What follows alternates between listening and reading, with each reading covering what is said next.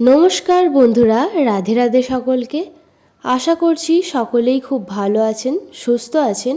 আমার প্রিয়াঙ্কা হুকু ব্লগ চ্যানেলে আপনাদের অনেক অনেক স্বাগত জানাই। থাম্বনেল দেখে বুঝতেই পেরেছেন এই ভিডিওটা সত্যনারায়ণ পূজা নিয়ে, আর কিছু কিছু মাহাত্ম্য আমি এই ভিডিওর মাধ্যমে জানাতে চলেছি। সত্যনারায়ণ পূজার কি কি মাহাত্ম্য রয়েছে, কিছু যেগুলো আমি জানি সেগুলো আপনাদের এই ভিডিওর মাধ্যমে শেয়ার করব। তো চলুন বন্ধুরা, ভিডিওটা শুরু করা যাক। সকাল সকাল তাড়াতাড়ি স্নান টান সেরে নিয়ে আমি ঠাকুর ঘরে এসেই প্রথমে আলপনাগুলো দিতে শুরু করে দিয়েছিলাম। আমার আলপনাটা দেওয়া হলো, আর ব্রাহ্মণকে আমার মা যেই সময়টা বলেছিল একদম সেই সময়েই ব্রাহ্মণ চলে এলো। ওইদিকে আমি ফল কাটা, নারকেল কোড়া এইসব কাজ করছিলাম, আর ব্রাহ্মণ এইদিকে সব কিছু জোগাড় করছিল। দিনটা ছিল 30শে অগ্রহায়ণ পূর্ণিমা। আমার মা ঠিক করেছিল এই দিনই বাড়িতে সত্যনারায়ণের পূজা দেবে।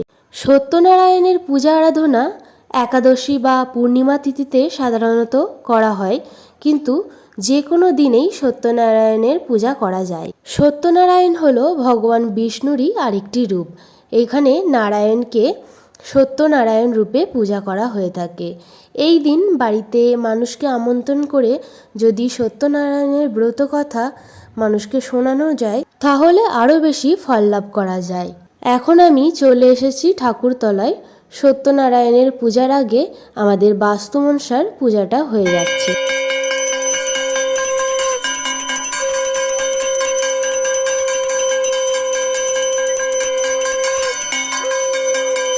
মনসা পূজা হয়ে গেছে। এখন আমার মা এখানে বসে গেছে সংকল্প করতে।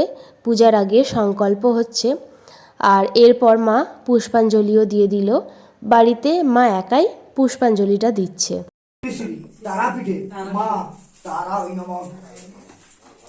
এবার বলি, বাড়িতে সত্যনারায়ণের ব্রত রাখলে বা পূজা করলে কি ফল লাভ করা যায়। সত্যনারায়ণের ব্রত রেখে যদি কেউ মনে শ্রদ্ধা ভরে, মনে প্রেম নিয়ে তার পুজো করে, তাহলে সব দুঃখ কষ্ট থেকে মুক্তি পাওয়া যায়। হ্যাঁ বন্ধুরা, একদমই তাই। সত্যনারায়ণের পূজা করলে শরীরের সব রোগ সেরে যায়, কর্মক্ষেত্রে লাভবান হওয়া যায়।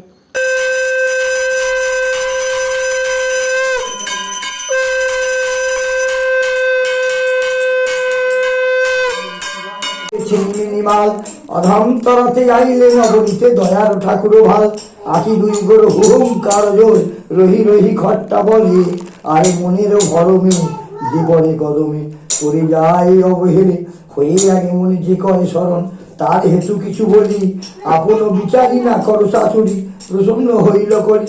সত্যনারায়ণের পূজা হওয়ার পর ব্রাহ্মণ পাঁচালি পড়লেন। এবার শুরু হবে হোম।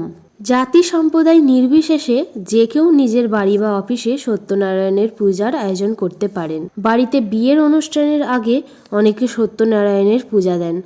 আবার নতুন ব্যবসা শুরু করার আগে সত্যনারায়ণের পুজো করে নেওয়া অনেক বেশি শুভ হয়। সত্যনারায়ণের পূজায় একটু সিন্নি প্রসাদ দিতেই হয়। এর ফলে সত্যনারায়ণের বিশেষ আশীর্বাদ লাভ করা যায়। সত্যনারায়ণের মূল প্রসাদই হলো সিন্নি, তাই খুব যত্ন নিয়ে সিন্নি বানানো জরুরি।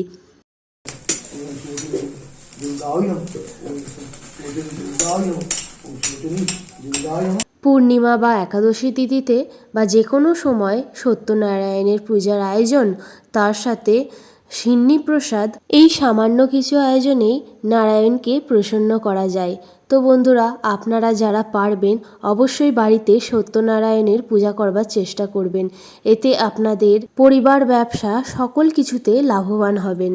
হোম যজ্ঞ সম্পন্ন হয়ে গেছে, ব্রাহ্মণ আরতিও সেরে নিলেন, আর এর মাধ্যমেই সম্পন্ন হলো সত্যনারায়ণের পূজাবিধি।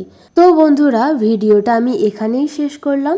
ভিডিওটা যদি আপনাদের ভালো লাগে তাহলে লাইক করবেন, কমেন্ট করতে পারেন, আর চ্যানেলে নতুন হয়ে থাকলে চ্যানেলটিকে সাবস্ক্রাইব করে পাশে থাকা বেল আইকনটা প্রেস করবেন, যাতে আমার ভিডিওর আপডেট সবার প্রথমে আপনাদের কাছে পৌঁছায়। রাধে রাধে বন্ধুরা, ভালো থাকবেন, সুস্থ থাকবেন। দেখা হচ্ছে আমার পরবর্তী ভিডিওতে।